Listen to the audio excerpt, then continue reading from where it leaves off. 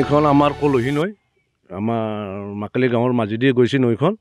আজি আমাৰ মাকালি গাঁৱত যিটো এই নৈখনে যিটো মানে হাৰাশাস্তি কৰি আছে, আমি বিৰাট মানে ক্ষতিসাধন হৈ আছোঁ। আৰু আল্টিমেটলি এই নৈখনত যদি আমাক অসম চৰকাৰে ব্যৱস্থা নলয়, আমাৰ এই মানুহখিনি গোটেই আমি বিপদত পৰিম। আৰু আল্টিমেটলি এইজন মানুহজন এখেতৰ ঘৰ এইটো এই নৈটোৰ কাৰণতে তেওঁ বসবাস কৰে। তেওঁৰ ক্ষতি যিটো হৈছে আপোনাৰ আজিকালিৰ ভিতৰত তেওঁ ইয়াৰ পৰা দৌৰিব লাগিব, এইটো হাৰত তেওঁক মানে খহেনি আছে। সেইকাৰণে মই কৈছোঁ আমাৰ জলাঞ্চল বিভাগৰ মন্ত্ৰী পীযুষ হাজৰিকাদেৱক মানে অনুৰোধ জনাইছোঁ, তেখেত আহি আমাৰ এই নদীখন বা এই স্কুলখন, ওচৰতে স্কুলখন আছে, এবাৰ পৰিদৰ্শন কৰি গ'লে আমি নথৈ আনন্দিত হ'ম। আৰু আপোনাৰ এই আমাৰ যি অঞ্চলত মানুহখিনি আছে, আমি মাকালি গাঁৱত SC আছে, আপোনাৰ জেনেৰেল আছে, সেইফালেও SC এইফালেও SC, এই মানুহখিনিও আমাৰ বিৰাট দুখীয়া মানুহ, কিবা কৰি হাজিৰা কৰি খাই আছে। এইবিলাকৰ এই চিন্তাৰে তেওঁলোক মানে চব মানে নিথুৰা হৈ গৈছে। সেইকাৰণে আমি অসম চৰকাৰক টানি অনুৰোধ জনাইছোঁ, একেবাৰে মানে বিনম্ৰতে অনুৰোধ জনাইছোঁ, তেওঁলোক আহি আমাৰ এই নদীখন পৰিদৰ্শন কৰি আমাক সুব্যৱস্থা কৰি দিয়ে যেন। মানে নদীটোৰ বেছি নাছিল পানী আগতে, এতিয়া তাৰমানে গৰা খহি গোটেইখিনিয়ে হৈ গ'ল।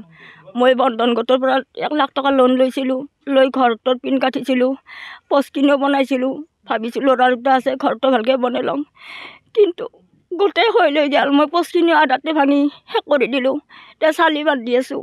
এইবাৰ মোৰ এইখিনিও শেষ হ'ব লাগিলে মই যাম ক'ত, মোৰতো ক'তো মাটি নাই।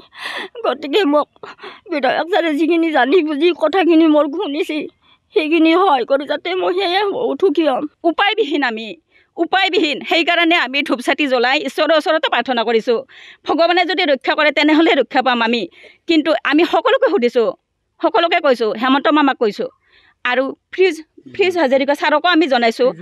আৰু কথাটোত মই বিশেষ সেনেকৈ নাজানো, কিন্তু আমাৰ বিধায়কখিনি গোটেইখিনিকে আমি জনাইছোঁ। তেওঁলোকে আহি ৰিকিবুদ্দিন ছাৰ ইত্যাদি সকলো আহি আমাৰ ওচৰত চাই গৈছে, আমাৰ লগত আহে, আমাৰ লগত তেওঁলোকে নিয়োগ কৰে, কিন্তু আমাৰ কথা তেওঁলোকে নুশুনে আৰু আহি গুচি যায়।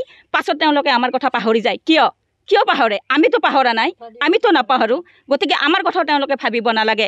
এই নদীখনৰ কথা মানে তৎক্ষণাত নদীখনৰ কথা চিন্তা কৰিব লাগে। ইয়াতে এখন দলং লাগে, স্কুলখনৰ সুৰক্ষা লাগে, ৰাস্তাটো লাগে, আৰু লগতে এই মানুহঘৰৰ সুৰক্ষা লাগে।